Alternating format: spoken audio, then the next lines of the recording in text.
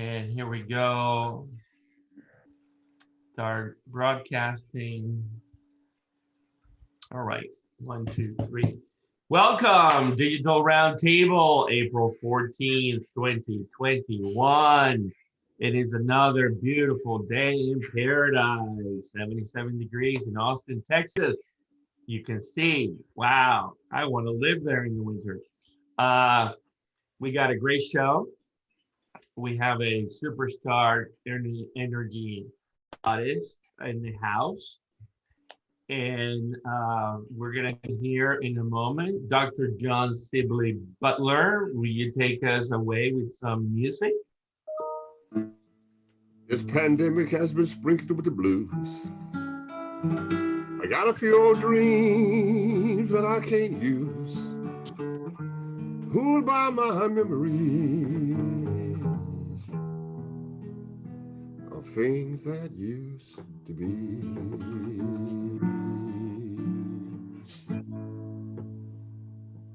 Beautiful, beautiful. Johnny, how are you? I am fine. A great day in Austin, Texas.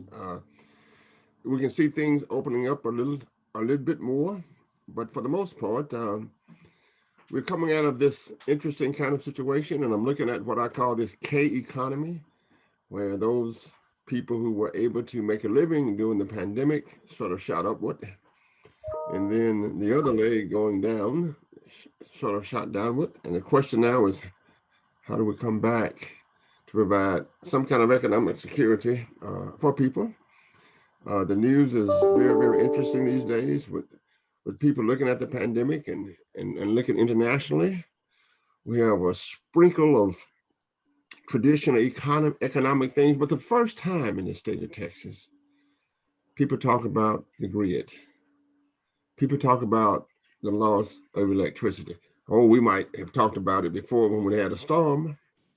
We had an alert this morning from Austin Energy saying, please conserve, because 25% of our units have been shut down for certain kind of reasons. And I also think for the first time in the history of the country, as we pull back through the economics, the electric grid will be part of the political discussion.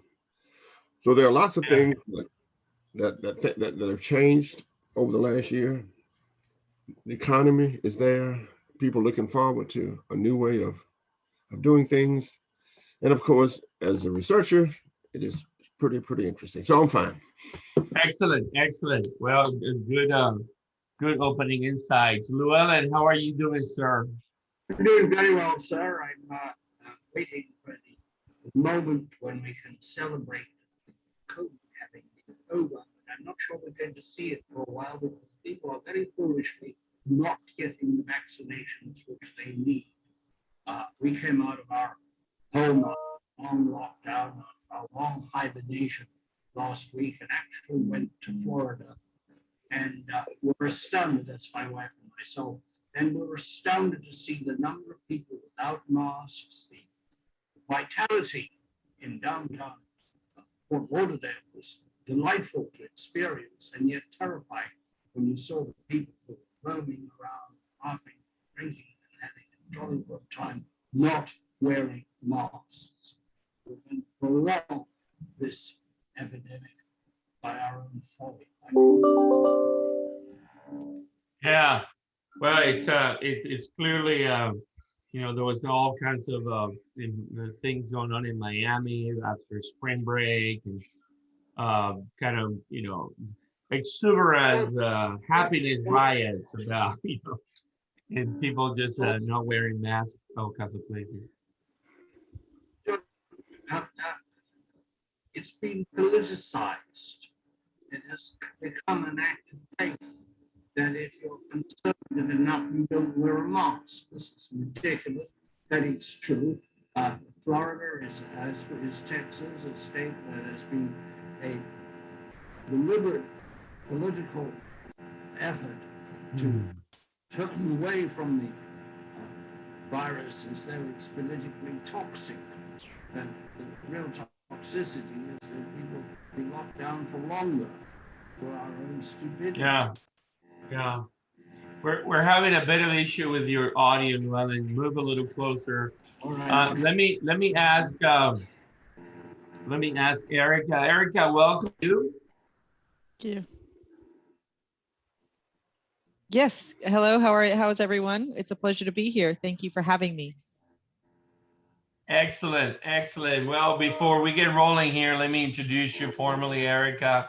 Happy to call you a friend of time. Erika Bierschbach is the Vice President of Energy Market Operations and Resource Planning at Austin Energy.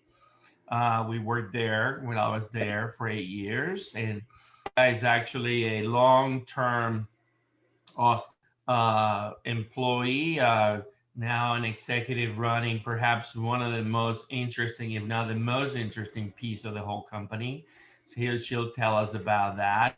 And obviously you all probably know that Austin Energy is an enterprise of the city of Austin, founded in 1895, which has a goal of being 100% carbon free by 2025. And Erika will tell us all about how she's going to manage that. Austin City Council is really the board of the utility, and Austin Energy is in the ERC market.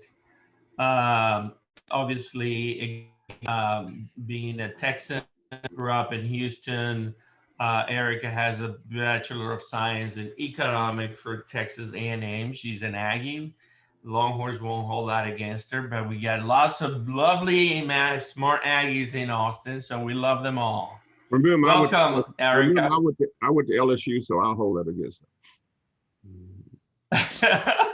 Good rivalry there, John. So, you know, when you're 8-0, it's not a rivalry. When you're 8-1, it's not a rivalry. So we'll talk about that later. Guess it depends on what decade we're talking about. Exactly. I grew up in an entirely different country and I have no idea what the hell you're talking about. So Erika, tell us real quick, and we track in the COVID, and the number of deaths continues to climb, but much slowly. So the trends are down, the cases trends are down, the ticker keeps moving up, and clearly, it's a disaster, and loss of life is too many, and so we are, 559,000 plus and counting. But we're interested in understanding perhaps, how does COVID change your job in your unit, in your team at Austin Energy? Share a little bit about that. I mean, not everybody goes to work anymore, and there's all kinds of new changes. Can you share with us a little bit, or whatever you can share? Sure, absolutely. So I work for Austin Energy, which is a department of the city of Austin. So we are an enterprise fund, but we're a utility, right? We're public power, and so we provide the electric service, not the gas or water. But we're an old industry. Austin Energy has been around for 125 years. And so incorporating in 1895, a lot longer than ERCOT. ERCOT incorporated in 1970, which is our independent system operator. The way COVID affected us, I think, is very interesting, because I think if there were, there's those industries out there that have a very difficult time being nimble in situations like teleworking, embracing new technology when it comes to something that isn't in their wheelhouse. So we were forced to move a lot of our, 85% of our staff to work from home, to work remotely. So there are people that work for Austin Energy. We do have that cannot be remote, right? So we have a certain 24/7 type operations in control centers or on trade floors that, because they're under certain NERC requirements, they cannot have that. They cannot work from their home. The facilities aren't set up. They don't have the protection. Also, linemen, people that go and work on your on the wires and on the poles, right? can't do that. There's no robots going out there or drones, right? They actually have to climb up the poles and do that work. So we have about, I'll probably not get this exactly right, but I don't know, 15%, maybe, close to 20% of those people of our total. We have about 2,500 people that work for Austin Energy, including contractors. So somewhere between roughly 15 to 20% of them have to or cannot work remotely. But the fact that we got the rest of them working from home has been an incredible opportunity to really let young people who are very attuned to this, and help some of our different aged workers to be able to get comfortable with this, right? Whether it be managers, supervisors, even executive team. That's, nobody does any work at home, do they? And 6 months, 8 months in, they're going, God, we're working so hard. We're doing more work now than we ever have, right? So, that's a true, it's interesting, right? Because you're not managing the person, you should be managing the work, right? These are professionals. And so in that sense, it's been a really eye-opener, a really great eye-opener for people in my industry, which is a much older type industry. I have, you have these newer industries that, are cloud computing, they have servers all over the, world, right? Well, they have 80, 90% of their staff that works from home since 2010, 25, but not us. So that's been a nice change. And then I would say that just, the ability for us, so we were, and I think you guys will want to touch on this later, but in an extreme,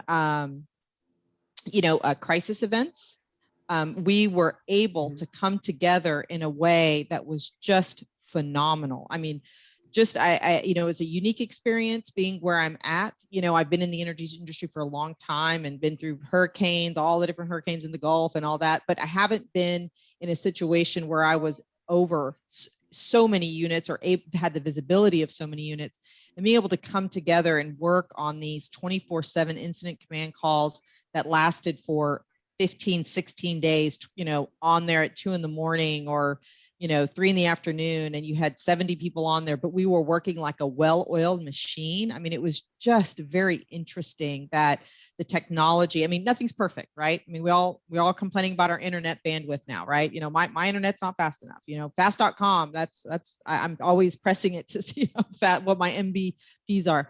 But that's kind of been our experience in the utility industry, specifically for Austin Energy, really trying to look at this as an opportunity to work in a different environment. And tell us real quick, what do you see happening and perhaps in the shifting of your customers? So now most customers are at home. That is changing sort of the load curves. Commercial load is lower, residential is higher. What's going on there? Yeah, I mean, there's a little bit of TBD, right? Because at first there's going to be a knee-jerk reaction, right? And you're going to have all these housing prices are like, my house doubled in price. I mean, actually went up more like 50 or 60%. It feels like double, I'm like, oh my God, maybe I should sell right now. But we're all experiencing that, right? And I mean, you're seeing really that people are now saying, wow, I can just move to where I want to live, but not have to live near where I'm working.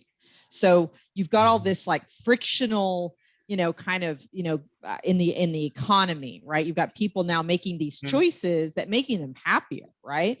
And so they're willing to pay up a little bit because they know in the long run, it's gonna pay off. And what is that going to happen to those, houses where people are like, well, I don't even know my neighbors. People move every 2 to 3 years because they're moving with their job or whatever. That might start to change a little bit. You have, bigger companies, moving to, moving out, right? California to Austin, out of New York, blah, blah, blah. So, we certainly saw what you're talking about where C&I went down, and then we saw the residential go up. But we think that's just, it's, I don't want to say it's temporary. I think it's a phase of a larger phenomenon that we're going to see post-COVID. Yeah. Llewelyn and John, any questions for Erika? Well, Erika, yes, if you're in East Texas and looking in, it appears that Texas utilities are now enmeshed in lawsuits and lawsuits over every one of them. They're being sued. I don't know about yours, but they're being sued and they are suing. Are you involved in a lot of court cases? And what do you think of the state as a whole, the resolution of this post-disaster will be? So, you know, it's an interesting time we're going through right now. We are not we were on how should I say this? We were well positioned. We were prepared for this situation as far as being in the wholesale market. I think well positioned is probably the right way to say it. We, like all of the utilities and all of the service providers in Texas, we had to participate in the outages or the rolling outages or the non-rolling outages that happened in Texas because we're part of ERCOT. Everybody is. If you are going to serve load or if you own assets, you have to participate, right? I don't serve my load. I provide all of my generation to the market and I buy all of my power from the market. So, there's a lot of interesting things going on right now. And what's interesting too is it's not like it hasn't happened before, and this opportunity to make advancements and improvements hasn't been there. So we need to remember that. One thing, that is I think, people that get very angry or they're suing and they're upset and they're pointing fingers at everybody is the fact that, if you're going to play in an energy only market, if you're going to be in an energy only market, you need to manage your risk and you need to quantify your risk. To be honest with you, the 1 in 125 years, that's a very difficult risk to quantify. There's been reports out to weatherize and to weatherize, and some people did it and some people didn't. There's risk management tools out there. There's market instruments out there. Some people use them and some people decide, well, I'm not going to right now, or I'm not going to this time. So those are all choices that people made, and these are the consequences of their choices. So what I will say is when it gets as political as it gets here in Texas, we pay a price for that, for those politics, right? So one of the things I'm sure you read out there is, the coordination between our natural gas industry and our electric industry. There's a lot of benefit to be reaped here, but is anything going to happen? Probably not. And it's very unfortunate. Texas is a great state. I've lived here my entire life. And there's so many strengths that we have. But I'm not sure if stubbornness is a strength or a weakness sometimes. Because really what's happening here is that, the natural gas industry, it's a global industry. It's not within the state, right? And up to the Railroad Commission. And they're like, oh, electricity is so important to us. We need electricity. Well, electricity needed natural gas on February 15th and 16th and 17th and 18th. But natural gas was kind of there, right? And there was mistakes on both sides. There's no doubt about it. But they don't govern each other. They're just kind of good friends, cousins at best, right? Oh, hey, let's work together. But I don't want oversight over here, and I don't want you to have oversight over here. So I think I say this like there would be some really good benefit if we could have some better coordination, maybe some oversight, something like that. But is that going to happen? I'm a realist, I don't know if anything will come there. Yeah, Erika, well, two things. I'm fascinated by the idea of proximity to work and the movement of people selling their homes in Austin, and how that will rearrange firms in the future. As a matter of fact, I'm doing research now on the movement of wealth from big cities to small cities in Texas as they literally purchase those small towns and revitalize them. So I guess my first question is, as you think about your company, we go back to, at one time, General Motors would build an entire town, or Esso, not Exxon, the old Esso would build an entire town. What would it mean, do you think, given what has happened, for productivity as we renegotiate the relationship between proximity to work? And what firms do. For example, what's happened in Austin, my executive secretary, house went up so high, she sold it, retired, and went to the lake. True story. Do I need to be downtown Austin? Do I need to be near my work?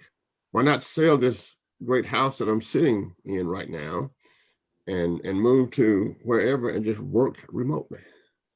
So where do you see that going in terms of your industry? That's the first question. And the second question is in terms of the risk management of, it's kind of like the airplane industry, I think we learn from every disaster.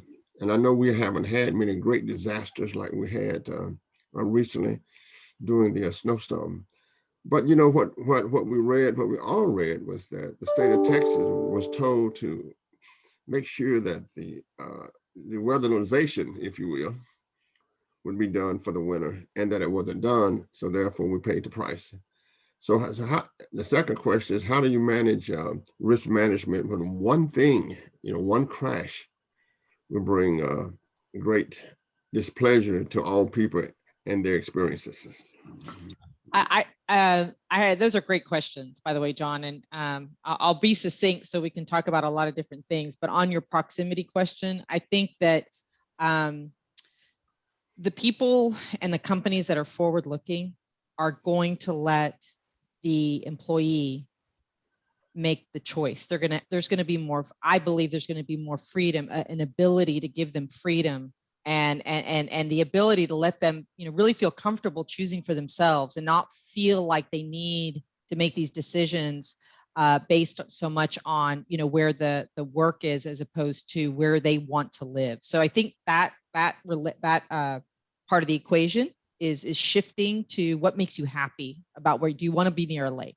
There's people left Austin Energy in this past year and went to go live in Brenham. They sold their house, they're living in Brenham or they're living in Buda. And, they want to be out, they want more property. I want a workshop, I want to be able to, work on building these chairs or tables or whatever, and they need room. So it's okay now for them to have that. Now you've got this employee that is so much more dedicated, is just interested, empowered, and engaged, right? So for me, I think that part of the equation is shifting.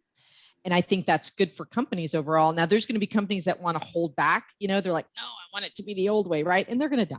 Like they're not going to have employees. They're not going to be able to find them, and their competitors are going to win, right? So I think in that sense, we've seen where companies are even trying to attract people to the smaller towns, and then you'll start to see that you start to see it balance out a little bit. And I think it will be cheaper to live downtown in Austin 5 to 10 years from now. I mean, cheaper than the high, okay, never cheap, right? So it's all relative. And as far as your second question is concerned, it is interesting, whenever like crisis happens, right? What we learn from it, what do we take away? And weatherization isn't anything new, right? It's just what the motivation is to spend the money on weatherization. How diligent are you? How much money are you going to spend? Are you going to be like gold plate, like super premium? Are you going to be kind of in the middle, like I'm good, or am I just going to go low budget, right? And it depends on each owner of generation, because we don't have that super hard requirement, right, as far as generation is concerned. And we certainly don't have it in the natural gas industry. I mean, sure, they're motivated because they want to sell gas, right? And then, generators, right, electric generators are motivated because they want to be there when power prices are high. But as far as having that hard requirement, like a capacity market, I need to have a certain amount of, capacity, iron, steel on the ground. That's really not there. It's just like, we go out, we check, we see if you've done it. It's a little bit more, I don't know, I hesitate to use the word passive. So do we want to keep the energy only market vibrant and going and say, hey, as part of us having an energy only market and as part of us being able to have this kind of brutally efficient market, should we also put in, that tax, if you will, or something that says we are going to require, right? My futures contract has a standard formula for the type of natural gas that can flow through pipelines, right? You can't have a lot of water, right? It can't be crappy, right? So why wouldn't I put that same kind of standard as the generation that is in the fleet, right? So it's that kind of like, let's get a little bit creative about how we can ensure some resiliency in the generation fleet, right? So yesterday we had a conservation alert, right? Because things were tight on the ERCOT, on the grid, on the system. And you had people going, wait a minute, we just had a weather event. How could things be tight? I mean, aren't y'all paying attention? This is horrible. And they're saying, we have outages in the spring all the time. This isn't different, guys. This isn't new, right? People take outages in the spring because that's when demand is low, right? And we need these assets to be ready for the summer when everybody wants to use the assets, right? But what's different right now, which was different in February, we have a lot of supply that is weather driven, right? It's weather driven. So you used to be for decades and decades and decades, my demand was weather driven. So I would just sit here and wait and be like, okay, it's hot, so let's turn it on. Oh, it's not that hot, so we don't need that much, right? But now I'm sitting here going, oh my God, it's hot and we need it, but oh my God, it's really hot and all this wind isn't showing up. So my supply is weather driven and volatile as well. So my volatility in pricing is just even higher than it was a decade or 5 years ago, which makes it even the onus on ERCOT to say, which is our independent system auditor, to say, okay, are we just going to accept every single outage that comes through before, 45 days before, we're just like, okay, they're going to go into outage. And then everything within a 45-day window, we have to approve. Maybe we need to look at that again, right? Maybe we need to look at smoothing that out or changing how we look at that, because why? We have 25,000 megawatts of wind on the system. And sometimes we think 12,000 is going to come in one day and it ends up being 3, or sometimes 600. It gets really low sometimes. So we need to look at things, I think, differently, because our market energy, our supply stack is really in a huge transition. We shouldn't fight it. We should welcome it as an opportunity to look at things differently and assess them differently, and then have those approvals change and that management change, I think, overall. Yeah. Let me do a follow-up quickly, Erika, on something that I think is really important for the audience to realize. And obviously you was the right answer. So everybody wants to go to zero carbon to 100% renewable. The question is, based on where you are in your chair today and what you can buy in the market, wind, solar, natural gas, anything you buy, you buy for the company, everything. Is it possible today without storage or without other technologies to be 100% green? Is it possible at all? Can I rely on 100% wind?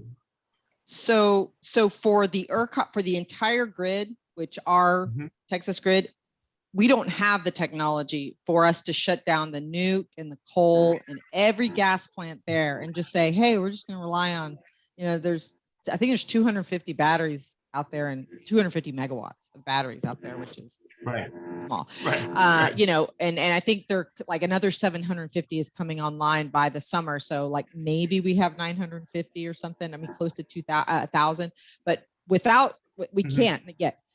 Austin Energy can be, okay? I can be, because I'm not responsible for liability.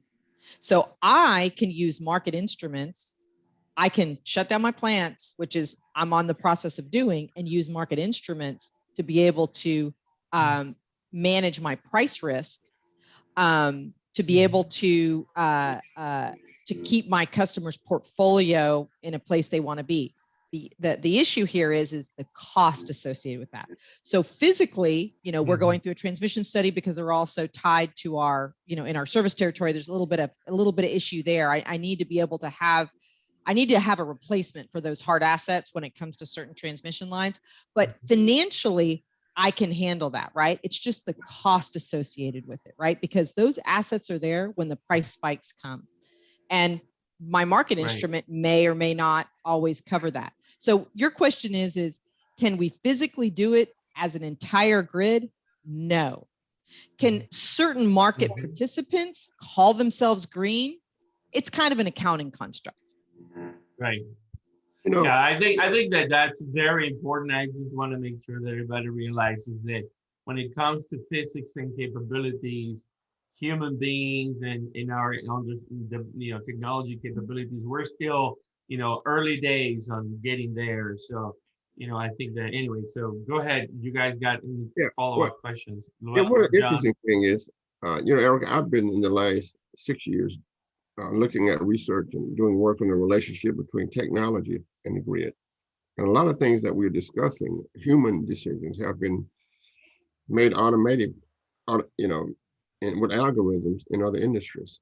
So whether it's flight, whether it's trains, whether it's deciding what courses we teach at the University of Texas, we have so much data that we can really automate those things.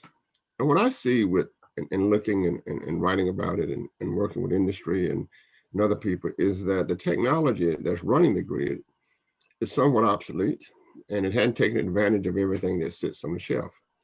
So all of this, the decisions that you would have to make in other industries are made by algorithm. It doesn't mean that the algorithms are correct, but certainly whether it is the price of homes, whether it's how we regulate the supply chain, what's needed here, what's needed there, it's all done by algorithms. So my question is, I know that this is a public-private partnership. I think it's running on 1924 technology, and that there's been so much done in recent years. And I think the grid is where computers were, say, 50 years ago. So do you see in the future any probability that all of the great technologies, whether it's the grid edge and all of the technology and algorithms that would go into the grid edge, so that we'll know what's happening in California, we'll know what's happening in Florida. Just as Microsoft can download things to improve the grid, we'll be able to download things improve computers, we can download things to improve the grid. And of course, that brings in hacking and all that kind of stuff. Do you see a updating to the 21st century with all of the technology and how decisions are made on the grid? We have a smart grid here in Austin, mainly because of some guy named Andre. But in terms of what I'm talking about and how we look at the technology for the grid and how decisions are made. That's a great question. And I think that, the big obstacle, of course, is everything that's, what is it? Property or presence is 9/10 of the law. It's already, there's a lot of stuff already there that, we've invested in, and it's trying to pull that, get that out of the way so we can innovate, right? And so one of the issues that, we had, of course, that was not being able to roll outages because people were on, I'm on a hospital feeder, or, I'm on an old folks home feeder, I'm on a fire stations feeder, and being able to be more nimble. Is climate change going to push us to make, those investment decisions, to make those changes? It feels like it takes a long time. Is NERC going to require it? It feels very just so big, that are they going to be able to come down and really force us to make that investment? So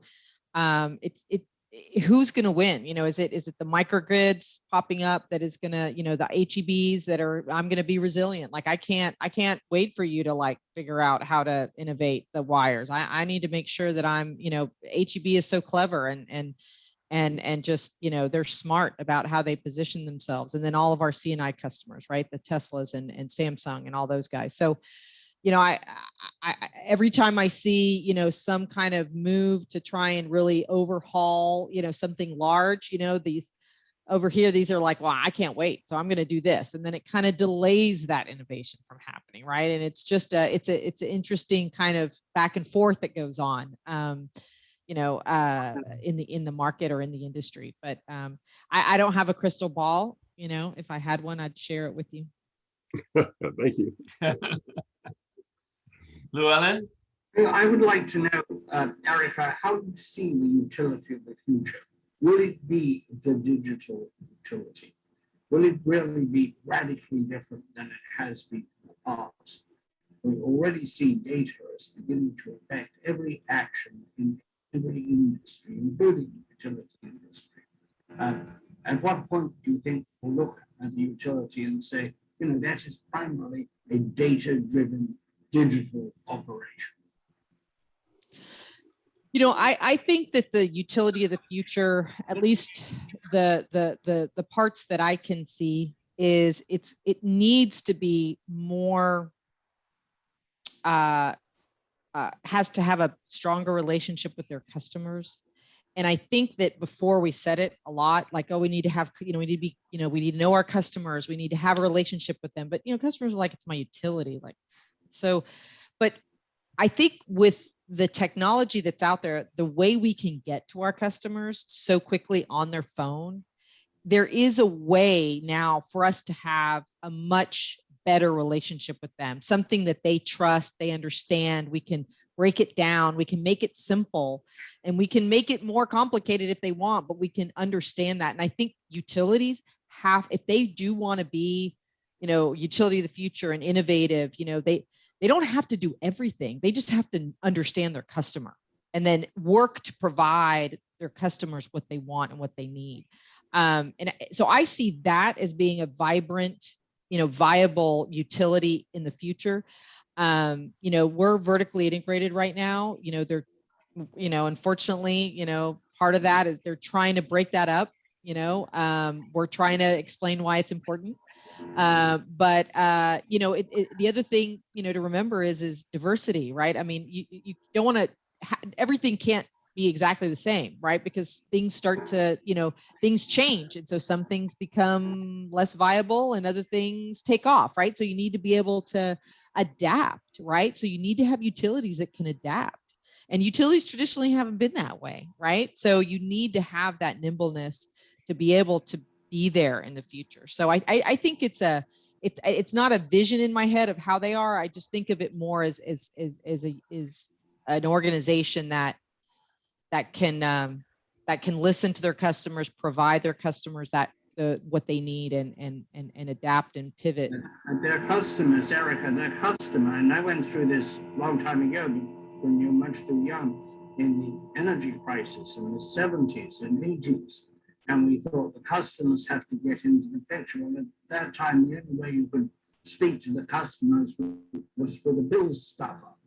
And it really didn't make much difference. The customers wanted to know if the lights would be on and how big the bill would be. Exactly. Utilities were popular when bills were stable, and when they were rising, they were unpopular, and people came up with all kinds of radical solutions, like sell them, nationalize them, the two opposites that somehow cancel out. But the question that I have is the impact of technology. The customers will not be buying the technology, you will. And that's what is going to change your organization. Out of technology you buy into. So you're correct. I mean, to your point, it hasn't, and not a lot has changed in that sense, right? Because it hasn't been until recently that we're still using the bill stuffer, right? And our customers, they want to know how much it's going to cost. They don't care when it's low, they care when it's high, and they want to know that that the lights are going to turn on. So for the most part, that really hasn't changed very much. But what has changed, right, is that I'm making my customer more of the equation, right? Where before they were just end user, but now they're putting solar panels on their roof. Now they're putting batteries inside of their, they're buying EVs. They're changing my demand structure, right? They're making these choices, and they want to see, the solar energy, electricity output on their phones, right? So now I have a way to communicate to them that isn't just once a month. It's every day, every second on their phone.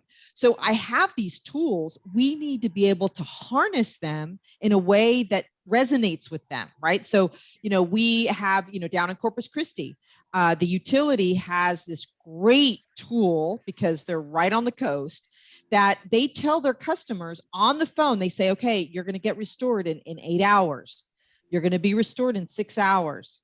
You're going to be restored in 4 hours. Oh my gosh, something happened. That pushed back to 5. And now the woman, the family that's with the parents or the mom or the dad that's with their kids in the hotel or in the restaurant or whatever, taking care of their kids, are like, okay, it's going to be like another 3 hours. And you know what? They deliver. It is that when they get home, right? So now the customers trust their utility and they want them. They're not going to choose something else because they're like, well, I've got a relationship here. I don't want to screw it up.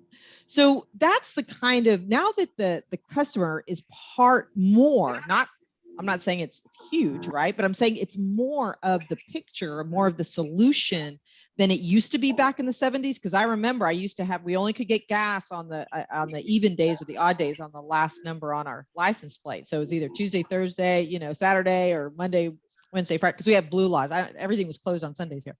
So I remember when that happened. But I think they can be, because of technology, they can be a bigger part of the solution and better the solution that they want. So that's where we as the service provider need to be really very we just have to be very have the foresight to be able to engage and have that understanding as to what they're looking for. Yes, well, Eric, Yeah. some of the greatest companies in America are adding grid experts to their staff, whether it's Google, whether it's Amazon. Can you look into the future and see where deregulation would means that since Google is in so many people's homes, for an example, we don't know what the Google would do, but for an example, but I think they have hired someone. They will buy the electricity wholesale and sell it to the end customer on a retail basis after the deregulation takes place. But just as was done in the telephone industry, then all of these great companies, whether it's Amazon, Google, or whoever have you, there's tons and tons of customers, right? Will go into the electric business. And as they go into electric business, they will apply some of the same things that you are speaking of now. That is instant communication. Therefore, the trust factor will be not only the public utility of my great city is, Austin Energy or your company, but it might be a Google. How do you see that folding in the future? So I think, John, what you're asking is, what if like a Google or Amazon became a retail electric provider and was providing the power? And what I say is, have at it. Yeah, let's try it. Come on in. Right now, Austin Energy is not deregulated in the retail market, right? I'm deregulated. Austin Energy is deregulating the wholesale market. Right. So my customers, their generation competes with all the other generation, but right. I don't compete on the retail side. I mean, what I believe is the more liquidity, the more market participants, the more competition, the better off it is. The last thing I want is two giants in the retail electric space if we're going to have a deregulated market, right? And after the winter event, we're looking at that, because if the reps blow up, Gritty's gone. I mean, Just Energy is going to get sopped up. How it works, right? So it might look like there's 30 people, but there's really only three. Or two. So, two. And that I was trying to be a little code word here, but that's the problem, right? I don't want that. So I don't, I have to look at it more, but I mean, I welcome, Google, Amazon. When they started, I used to be, kind of not the only, but CPS, the buyers, the renewable energy back in, the 2005, 2010, 2015, we're great credit. City of Austin's great credit, right? I'm a good customer. I pay for the energy. But I didn't have a lot, there was a lot of suppliers of renewable energy out there, but not a lot of buyers. Yeah. And so I wanted more buyers, right? So Amazon came in and Google came in, they started picking up some of these corporate PPAs. It made it more competitive. And I think that's a good thing. So Erika, give us a glimpse, as we got 16 minutes left in our call. Give us a glimpse of what is a day or 2 day in your trading desk routine? What happens in that 24-hour, 48-hour time frame? You guys are buying and selling. You're making decisions. Walk us through what happens, you know, in your lively, you know, what's going on there? How does it work? How do you buy and sell energy? What's happening? Are you buying more solar, more wind? Are you buying gas futures or coal futures? You still have some of the portfolio in your hedging things. Walk us through that. Give us a sense. What's that look like? So we have several desks. We have a real-time desk, which is 24 hours a day, 7 days a week, 365 days a year. And we have a day-ahead desk. So they're out there in the day-ahead market, which is really an intra-month. So they're out there taking positions or fixing prices or you know, being in the bilateral as well as in ERCOT market, because those are two separate markets. What we call BAL week, balance of the week, and BALMO, which is balance of the month. And then we have a gas desk. So they're out there procuring our gas, buying our gas for our assets, for our natural gas plants, and scheduling that gas. And then we also have a risk desk. So we actually have a renewable desk. So somebody that's managing our renewable portfolio. We have 2,000 megawatts of 1,200 megawatts of wind and 800 megawatts of solar. And so that's on a contractual purchase power agreement basis, which means I go out and buy it on a long-term basis, because the production tax credits or the ITC I don't have a tax appetite as public power, as city, you know, Department of the City. Mm-hmm. So I essentially get that tax credit through my contract price. So in the mornings, our shift change on the real-time desk, which is the 24-hour, is at 6 in the morning. And so they go through a run of everything that's happened the night before, everything that happened, during their shift, to tell them, hey, this is what's going on, so you can set yourself up for the day. Then trading, our day ahead and gas, they go out and they're looking at the market they start at 6:30 in the morning. So shift changes at 6, those guys do their trade off, and then our traders, our desks are in there at 6 in the morning, making sure that they're setting up their positions for the day. And they go through and everything pretty much closes by 8:30, 9 o'clock in the morning. We submit all of our schedules and all of our all the information ERCOT needs. So then we can tell them what we're doing. And then what happens is we offer all of our units into the ERCOT market. We also, we self-provide most of our ancillary services. We give that information to ERCOT, and then they tell us, right? The market tells me how much megawatts it's going to buy from my assets. Right now, the wind and the power, wind and solar, they're going to take whatever it gets, because it's sitting there at a zero offer curve or negative sometimes. Not us, but there are people out there that have negative offers out in the market. If any of ours do, we have contractual provisions that bring us back to zero. So, but that's the point, right? So they tell us, we get our awards back, we get that information back that says, this is what we're going to buy from you, and then we kind of handle things, any kind of things that have changed throughout the day. We're looking at market conditions, any weather that's changed, and then we're managing those assets throughout the day.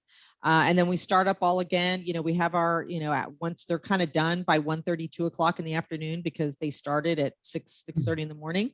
And then we start again the next day. And then we also have we have weekly meetings that, kind of prepare us for the following week. And then we have a monthly meeting that prepares us for the following month. And then we have risk oversight committee meetings that prepare us for kind of large oversight. Yeah. Fantastic. Real quick before, I want to show you something. I want to share my screen real quick and show you this. This was the timeline of the outages. You know this really well, and this is what happened, and this really well. That at some point, ERCOT went under, and it almost went into a blackout, but it didn't, and they finally pulled it out in the blackout. So I again, I'm showing this to everybody right now, and reminding you. Walk us through, Erika. What was happening at Austin Energy? I mean, what happens in that scenario? I mean, it seems very sort of end of the world kind of thing. What happens surreal inside the utility? Are the phones ringing? Are people calling each other? Or is it orderly? And what happens? Well, like we said, that's a 1 in 125-year event. Although we're all sitting here talking about the other polar vortexes, and I think it was called a polar pig one time, and the 2014 and the 2011 and the 2017 and all this. So, we're reminded of all the other kind of close calls that we've had in our state throughout the, last several decades. But it was very surreal. I'll be honest with you. It was, I will never forget it. And, what made it even, I guess, I don't know, different is we were all at home, right? I mean, we had our control center with, 30 people in there. They were all quarantined. We already had our, we had a lot of plans in place because of pandemic COVID issues going on. So we already had a lot of business continuity, incident command things ready, more than a normal, right? So you have your normal ones of, zombie apocalypse or whatever, but, then we're like, okay, what if, 90% of the population gets COVID and, there's people, just, falling down, in the control room. What are we going to do? So we had all those plans, pretty, well in place. And this starts to happen, right? Because we started to see, my team, which gets ready for the gas, which gets ready, our gas class assets ready. We were seeing the events unfold. I mean, all of us were seeing it, but, the week before. So gas prices were already trading up in the $400 per MMBTU. That Thursday, Friday, going into the weekend, my gas desk was making sure. And they normally trade at $2.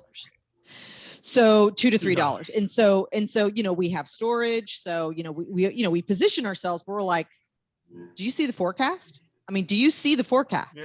So we're going, I mean, we're on, so, you said like, what was going on? Well, I have these 2 wide, like ginormous, 56, 60-inch screens. I should know exactly what they are, but they're huge wide, they're 2. And I have, my generation management system, up here and, 3 other graphs and everything. And, and my phone, which is like, going off the hook, and just like, you need to see these numbers. Like, does this make sense? And so we're questioning, we're going back, we're looking at history, we're rerunning things to say, okay, well, what, we see that the offers going into the next day, we're up in the thousands, and we're going, okay, where's our risk tolerance? Where are our limits? Let's look at those targets. And so we're making those decisions. And one thing to remember is that forecasts, when they're in an extreme events, they have the largest error. Okay. So forecasting something in a normal distribution, no problem, you're close. But go to tail events when it's 110 or when it's 10 degrees, you're going to have a much larger error of margin. It's just the way forecasts work. And so we had to take that into account. And I couldn't undercut my customers, but I needed to make sure that I was providing that price protection, and how much error was I willing to stomach, right? So we went through that process. So that weekend we were sitting with high price gas, doing, saying, okay, we don't know what's going to happen, but at least we're going to be prepared. We may end up eating it big time. So, it was interesting because we had, like a lot of other people in the state had high price gas, but we saw prices printing in over the weekend, which I told my city council at night, under $2,000 a megawatt hour. Well, my units weren't dispatching because they were not economic at night, right? Normally it's in the teens at night, right? On the weekend. So, but they were at the top all during the day over the weekend. Then comes Monday and STP trips, and all hell breaks loose. So basically people are just, it's just, we're just like, okay, what things need to come on. I actually looked at trying to bring things out of mothball the week before. We contacted ERCOT. We said, we want to bring this guy out of mothball. We only had one. And then it turned out it couldn't have come out of mothball anyway. So we were taking every other utility was doing. It's not just us, trying to see what we could do to make up the difference. So, we basically went through Monday, through Tuesday, and it was Tuesday morning when we saw the PRC drop down to 700. And I have never seen it drop that low. And I looked at my husband, I said, I think it's going to go. This is when it's going to happen. If I see a 6 print, and luckily, like you said, they pulled it out, but it was still touch and go for at least another 2 days because we didn't know ice conditions. We had 200 hours below freezing in Austin. That's never happened. I mean, if you go back and look at what was, testified to Congress, I think Waco had also, many, Brazos is up in Dallas. I mean, they got hit very hard. I remember that week they were saying, oh, San Antonio's doing fine. They're getting all their lights back on. And I'm like, we're in the hill country. They're in San Antonio. I know it's only an hour away, but the difference in temperatures, depending on where you were in the state, was significant. So you couldn't look at the entire state equally because we were being hit differently. So it was an interesting dynamic, different power plants being hit differently. And then of course, the natural gas. The other issue that was huge that I didn't mention before, we were on these Turk calls every morning, which was basically the natural gas industry and pulling in certain electric providers, is gas facilities, gas processing plants and storage plants that weren't on critical load lists. So they got rolled off and they couldn't come back on because there's water in natural gas. So they were frozen. Right. That didn't need to happen if there was better coordination between the natural gas and electric industry. So you had, people from ERCOT telling people in the natural gas industry on this call when it's too late to say, you can call your electric service provider, you can call your wires company and just get on a critical load list. Probably should have done that before the freeze, but to fund that, maybe you should be on a critical load, not in the winter. So things like that kind of, a lot, some of us were like, wow, that should never have happened. So room for improvement. Yeah, well, my question. Llewelyn, any questions? Well, my question is. I found that totally fascinating. Thank you very much, Erika. Yeah, thank you very much. And so my information on the intellectual side tells me, the professors tell me that we were warned by professors from the University of California at Berkeley that this was going to happen. And I guess because of the probability that it would happen, we just did not go to the processes that needed to take the winter cold out of the equations. So, but that's the choice that you make. Yeah. Sorry, can I go back to what I was saying? I thought, Erika, that was the best explanation of minute by minute eyewitness of what happened. And I'm trying to understand this, and I think I congratulate you. People should understand how this works, the real-time nature of it, and the room to get it wrong.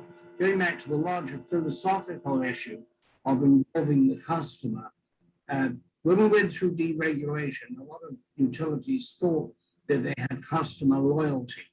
And then they found out they were selling a vanilla product and price was the only loyalty there was. I once ran a conference on value added for electricity. What should utilities do to enhance the income they got by value added services? And I thought there'd be 5 or 6 or 10 ideas. There was one idea, only one, green. At that time, you could charge a premium for green electricity. And that was very disappointing that nobody has found a way of moving electricity beyond its vital use, but it's still a vanilla commodity. And nobody succeeded in making Starbucks of electricity.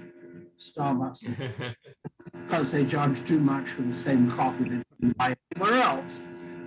But you can't do it in electricity. I looked at all the ways you might be able to do it, and all I came up with was green electricity, which I wondered once the electrons started moving, how you knew where they came from. Yeah. Well, I wanted to say to you all that I've always, when I was little, I always wanted to be a jet fighter pilot, but then I had an eyesight problem and I couldn't be. And then I discovered when I was at Austin Energy what happens in a control room. And this is the closest thing to being a jet fighter pilot because you can't fall asleep. You know, like this thing's, and then this happens, right? You're there. You have to make the right decision. And it's like, Unbelievable. Unbelievable. So We thank should thank you have- for We should go ahead. have something in our society that different. I am a pilot, not a jet pilot. I've learned to fly. Bad eyesight problem. I got a waiver, but only in one eye do I have a problem.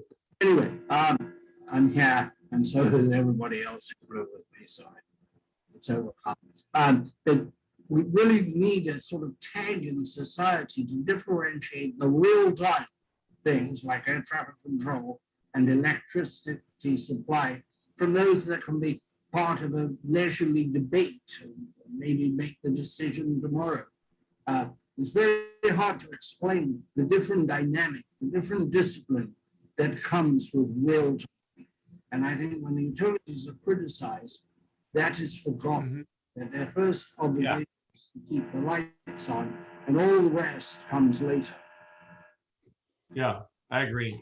I agree. Well said. So, any final thoughts, gentlemen? Any final questions for Erika? We're good.